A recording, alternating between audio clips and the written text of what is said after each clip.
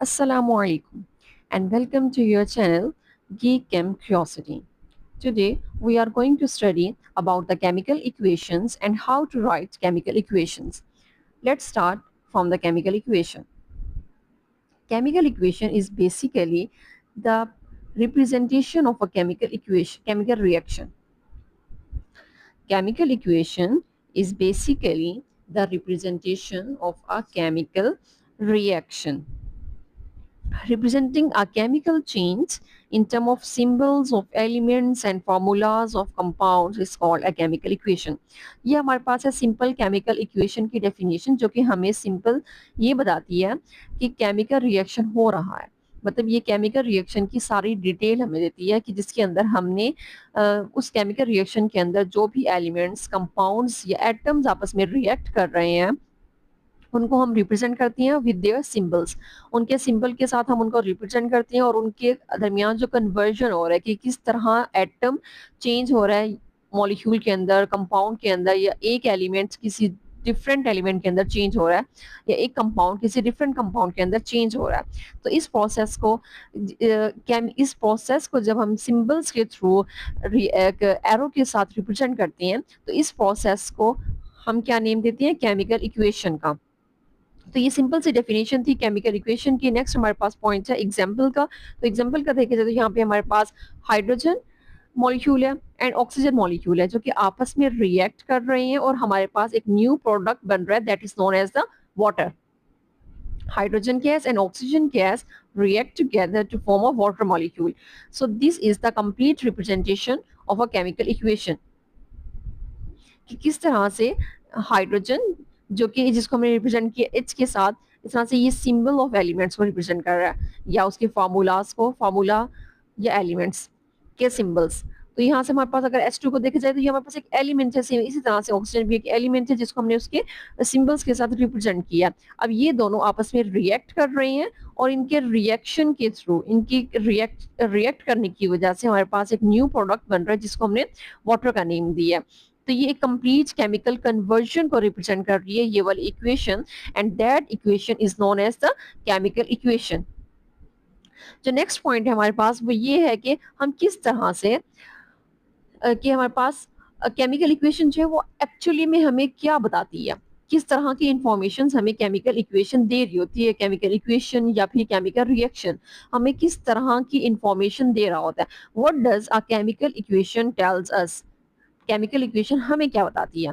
Chemical equation actually हमें क्या बताती है कि वो कन्वर्जन बताती है कि किस तरह आपस में कुछ चीजें रिएक्ट करके एक प्रोडक्ट बना रहे हैं। ठीक है, ये एक कन्वर्जन को बताती है कि कौन सी चीजें उन्हें आपस में रिएक्ट की है और क्या चीज बनी है।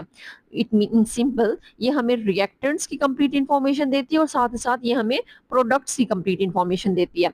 अ chemical equation tells us the elements and the compounds which are reacting। वो वाले एलिमेंट्स और कंपाउंड्स के बारे में बताती है जो कि आपस में क्या कर रहे होते हैं, रिएक्ट कर रहे होते हैं, और उनके बारे में भी बताती है जो कि प्रोड्यूस्ड हो रहे होती हैं as a result of a chemical change. एक इस केमिकल कन्वर्जन के थ्रू जो चीजें आपस में रिएक्ट कर रही होती हैं ये हमें उसकी इंफॉर्मेशन दे रही होती है और साथ ही साथ वो चीजें जो कि प्रोडक्ट में बन रही होती हैं उसकी भी कंप्लीट इंफॉर्मेशन दे रही होती है। जैसे कि अगर हम इस रिएक्शन को देखें, वो इस प्रीवियस रिएक्शन है हमारे पास जिसके अंदर हाइड्रोजन एंड ऑक्सीजन ने आपस में रिएक्ट करके वाटर बनाया। तो इस केस में हम देखें तो हमारे पास ये साइड जो कि लेफ्ट साइड के ऊपर होती है उस चीज को हम कहते हैं रिएक्टेंट्स, और एरो की ऑपोजिट साइड पे जो कि राइट साइड होती है उस साइड पे जो चीज होती है वो हमारे पास होता है प्रोडक्ट।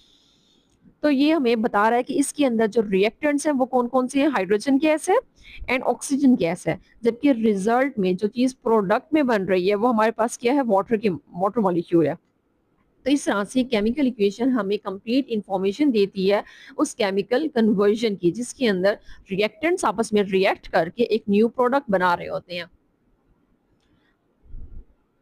नेक्स्ट है हमारे पास यही कि रिएक्टेंट्स क्या होती हैं या प्रोडक्ट्स क्या होती हैं। तो इनके बारे में हम ऑलरेडी भी थोड़ा सा पढ़ चुके हैं कि रिएक्टेंट्स वो चीजें होती हैं जो कि आपस में रिएक्ट कर रही होती हैं और प्रोडक्ट वो चीज होती है जो कि न्यू बनी होती है।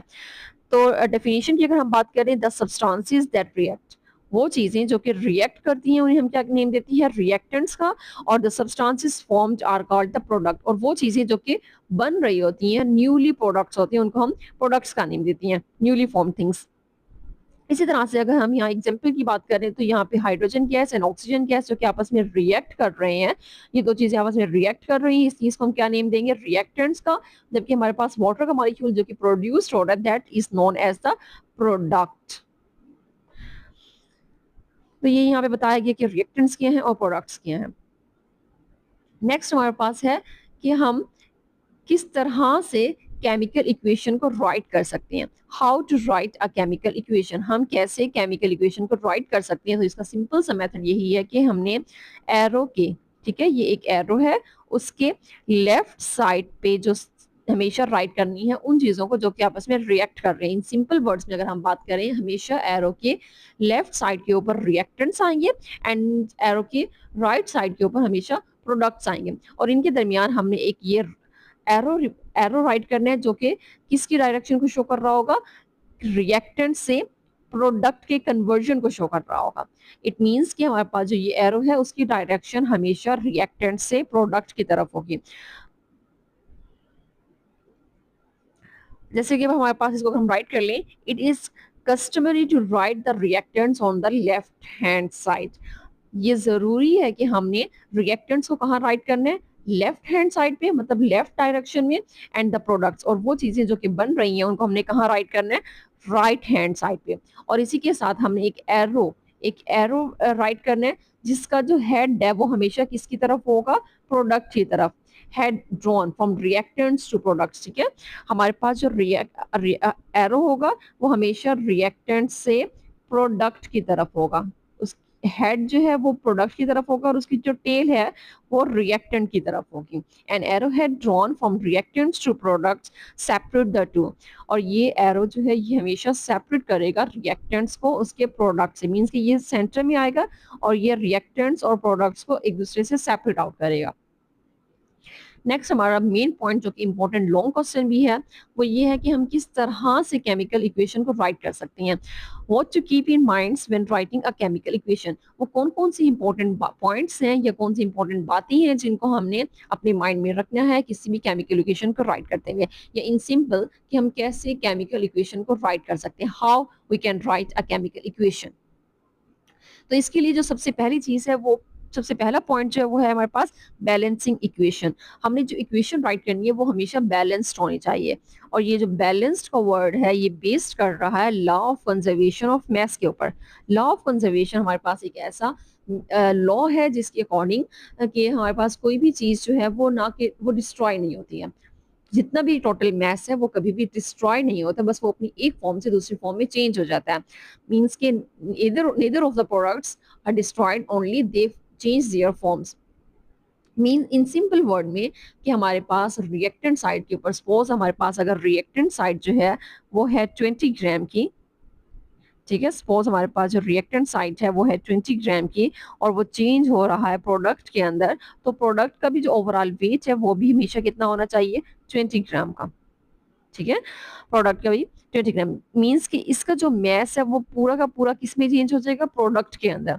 कभी भी ऐसा नहीं है कि मिड में इस रिएक्शन के दौरान कोई चीज जो है वो थोड़ा सा जो वेट है वो लॉस हो जाए या थोड़ा सा वेट जो है वो बढ़ जाए, ऐसा नहीं होता। हमेशा जितना रिएक्टेंट साइड का वेट होगा उतना ही प्रोडक्ट साइड का वेट होगा। मीन्स कि टोटल जो हमारे पास वेट है, ये टोटल जो मेस है वो प्रोडक्ट का और रिएक्टेंट का हमेशा इक्वल होना चाहिए। इक्वेशंस को हमने बैलेंस करना है, इसका मतलब क्या है law of conservation of mass का या बैलेंसिंग इक्वेशन का, तो उसको आगे एक्सप्लेन किया गया। This means that no atom should be destroyed और produced during a chemical change, कि ऐसा कभी भी नहीं होगा कि कोई भी एटम जो है वो आपस में रिएक्ट करे और वो वाला एटम डिस्ट्रॉय हो जाए, या फिर ऐसा हो जाए कि वो वाला एटम किसी एक नई एटम के अंदर चेंज हो जाए। सपोज हमारे पास लाइक हमने पिछले एग्जांपल में देखा हाइड्रोजन और ऑक्सीजन आपस में रिएक्ट कर रहे थे तो प्रोडक्ट में वाटर बन रहा था। वाटर को देखा जाए तो उसमें भी हाइड्रोजन और ऑक्सीजन ही है, ऐसा नहीं है कि हाइड्रोजन और ऑक्सीजन ने आपस में रिएक्ट किया और प्रोडक्ट के अंदर हमारे पास अमोनिया बन गया, मींस NH3। अब NH3 को देखा जाए तो पीछे प्रोडक्ट साइड के ऊपर N नहीं है, जबकि प्रोडक्ट में एन आ रहा है, तो इसका मतलब ये हमारे पास एक केमिकल इक्वेशन है, एक वैलिड केमिकल इक्वेशन नहीं है, इसमें कोई ना कोई फॉल्ट आ रहा है, क्योंकि हमेशा जो एटम है वो चेंज हो रहा है, एटम एटम ही रहेगा, मतलब ऑक्सीजन ऑक्सीजन ही रहेगा, ऐसा नहीं कि वो ऑक्सीजन जो किसी और एटम में चेंज हो जाए। एटम कभी भी डिस्ट्रॉय नहीं होता, ना ही वो रिप्रोड्यूस हो रहा होता है, मतलब एक फॉर्म से दूसरी फॉर्म में जा रहा होता है। The total number and the type of atom must remain the same, और इसके साथ साथ हमारे पास जो टोटल नंबर है एटम का और जो टाइप है एटम की वो भी सेम रहती है। जैसे कि वो एग्जांपल देखिए, अगर हम वाटर वाली, तो वाटर को देखा जाए, सपोज हमारे पास H2 है, वो रिएक्ट कर रहा है O2 के साथ, और हमारे पास बन क्या रहा है H2O। अब इस इक्वेशन को देखा जाए तो इसमें हमारे पास है ऑक्सीजन और हाइड्रोजन, ऑक्सीजन की एटम्स देखे जाए तो वो भी दो हैं, और हाइड्रोजन के एटम्स देखे जाए तो वो भी दो हैं। जबकि अगर हम प्रोडक्ट साइड की बात करें तो यहाँ पर वाटर की H2O के अंदर दो हाइड्रोजन और एक ऑक्सीजन है। अब यहाँ देखा जाए तो इसका मतलब ये हुआ ना कि एक ऑक्सीजन जो है वो कहीं लॉस्ट हो गया, तो ये अभी हमारे पास एक वैलिड इक्वेशन नहीं है, जो कि एक कंप्लीट या लॉ ऑफ कंजर्वेशन के ऊपर बेस्ड नहीं कर रही है, कि यहाँ से एक ऑक्सीजन तो कम हो गया ना, और देखा जाए तो इसका मैस भी कम हो गया, कि यहाँ पे दो ऑक्सीजन थे और यहाँ पे अब एक ऑक्सीजन हो गया। तो इस तरह से ये भी हमारे पास एक वैलिड केमिकल इक्वेशन नहीं है। And the type of atoms remain the same during a chemical reaction. Thus, the total number and the kind of atom on both sides of equation must be equal, or the chemical equation must be balanced. अब हमारे पास हमेशा जितनी इस side के ऊपर hydrogen है उतने ही उस साइड के ऊपर भी हाइड्रोजन होने चाहिए, ठीक है, और जितने हमारे पास ऑक्सीजन इस साइड पे उतने ही ऑक्सीजन इस साइड पे होने चाहिए थे। तो इसको हमने कंप्लीट बैलेंस करना है। बैलेंस करने के लिए अब हम क्या करेंगे, इस ऑक्सीजन को हाफ कर देंगे,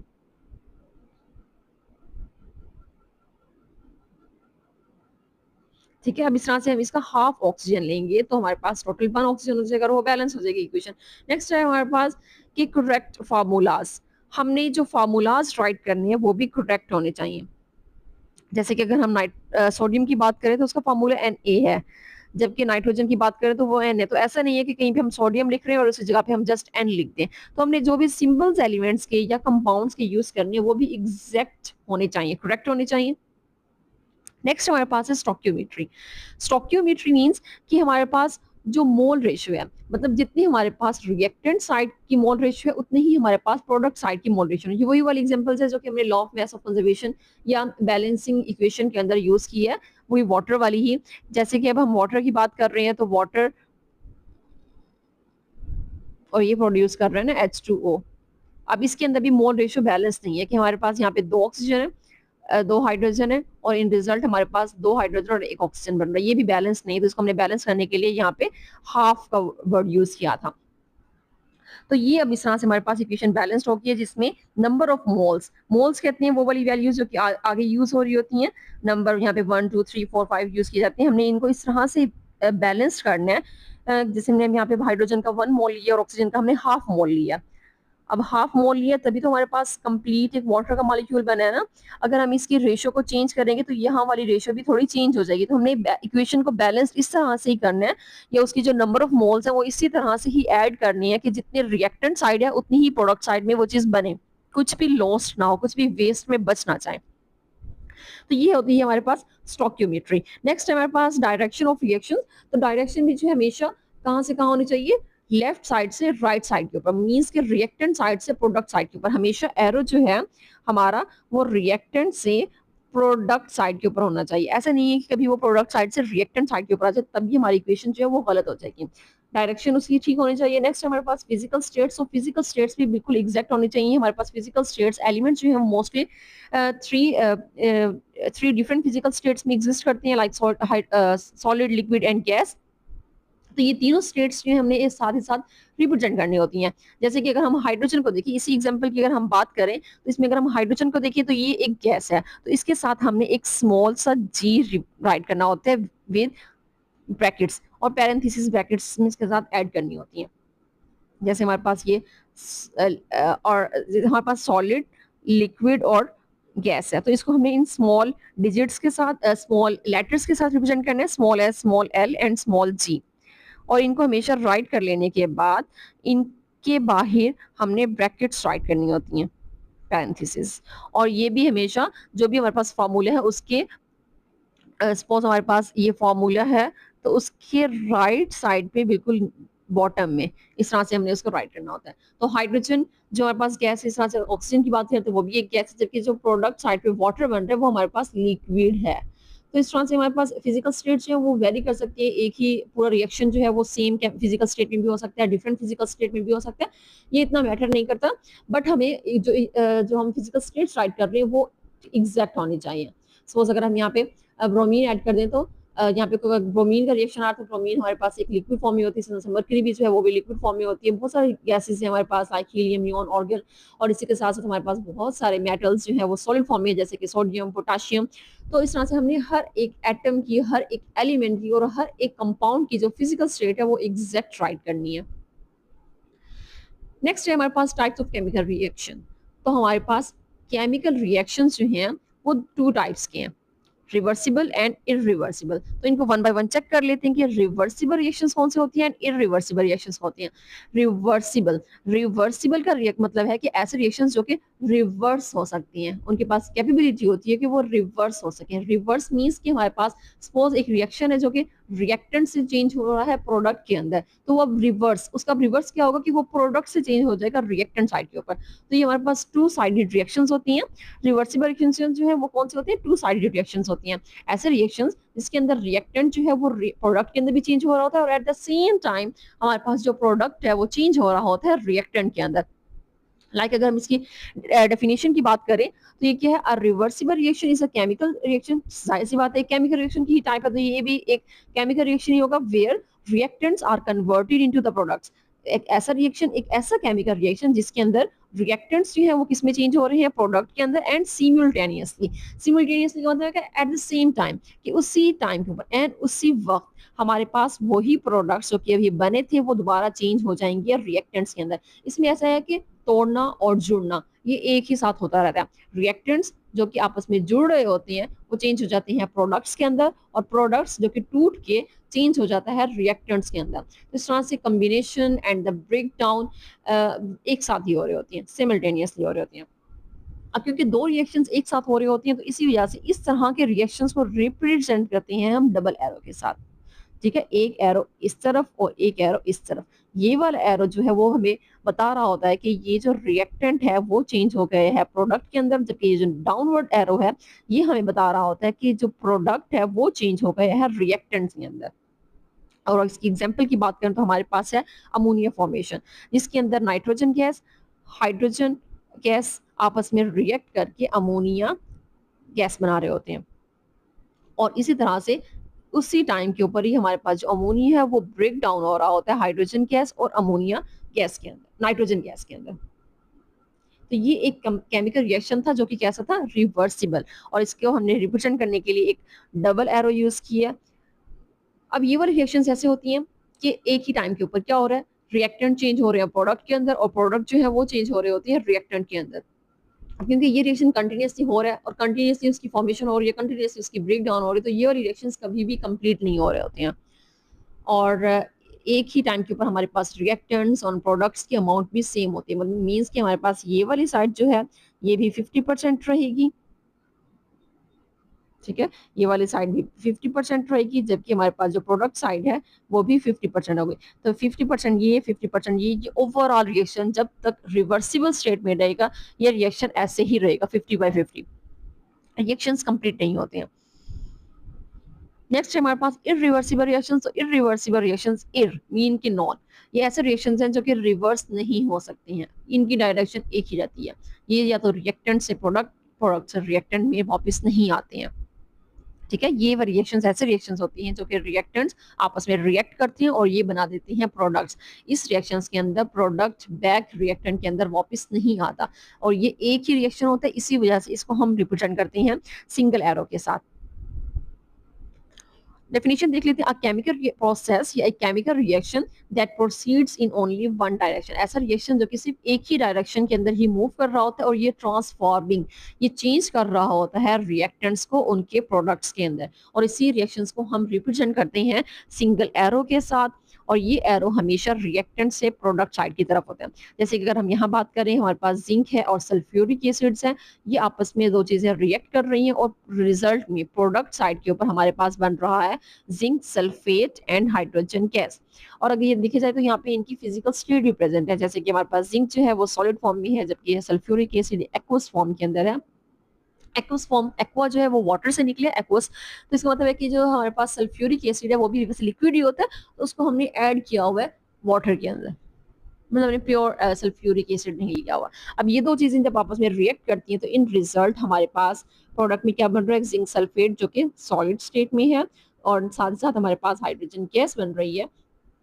ये था हमारे पास इरिवर्सिबल रिएक्शन। और हम इरिवर्सिबल रिएक्शंस की बात करें तो ये कंप्लीट हो जाती हैं, क्योंकि इनमें प्रोडक्ट्स रिएक्टेंट्स जो हैं वो आपस में रिएक्ट करके जस्ट प्रोडक्ट ही बना रहे होते हैं, ये प्रोडक्ट की फर्दर ब्रेक डाउन नहीं हो रही होती है, इसलिए ये वाले रिएक्शंस इजीली एंड अपने टाइम के अकॉर्डिंग कंप्लीट हो जाते हैं। और इसमें हम यूँ नहीं कह सकते हैं कि ये हमारे पास 50-50 रहेंगे। इसमें अगर तो हमारे पास रिएक्टेंट जो है वो 100% है, तो जो प्रोडक्ट है वो 0% होगा। इस तरह से अगर हमारे पास आहिस्ता आहिस्ता जब रिएक्टेंट जो है वो प्रोडक्ट में चेंज होना स्टार्ट हो जाएगा, तो प्रोडक्ट की कंसंट्रेशन आहिस्ता आहिस्ता बढ़ने लग जाएगी, और जो रिएक्टेंट्स हैं उनकी कंसंट्रेशन आहिस्ता आहिस्ता डाउन होने लग जाएगी।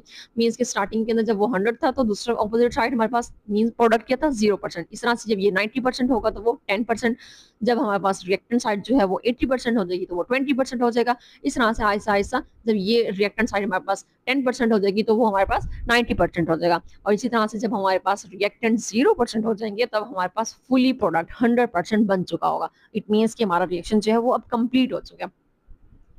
ये था हमारा आज का टॉपिक, जिसमें हमने बेसिकली देखा है कि हमारे पास केमिकल इक्वेशन या केमिकल रिएक्शंस क्या होती हैं। उसके बाद हमें केमिकल रिएक्शंस या केमिकल इक्वेशंस किस तरह की इंफॉर्मेशन देती हैं, रिएक्टेंट्स एंड प्रोडक्ट्स क्या होते हैं, इनको हम किस तरह से राइट कर सकती हैं, एक केमिकल इक्वेशन को राइट करने का बेस्ट वे कौन सा है, या वो कौन से पॉइंट्स हैं जिनको हमने अपने माइंड में रखना होता है जब जब हम किसी भी केमिकल रिएक्शंस को राइट कर रहे होते हैं। उसके बाद हमने देखा कि हमारे पास जो केमिकल रिएक्शंस हैं वो 2 टाइप्स की होती हैं, रिवर्सिबल एंड इरिवर्सिबल। ये था हमारा आज का टॉपिक, जिसमें हमने ये सब कुछ देखा। बहुत ही मजे का टॉपिक। और आज हमारा चैप्टर नंबर 4 जो कि स्टोइकियोमेट्री था वो भी कंप्लीट हो चुका है। इंशाल्लाह नेक्स्ट से हम नेक्स्ट चैप्टर नंबर 5 स्टार्ट करेंगे। ये था हमारा आज का topic. Thanks for watching and kindly subscribe and press the bell icon button to get the updates, and also share this with your friends and family. Thank you.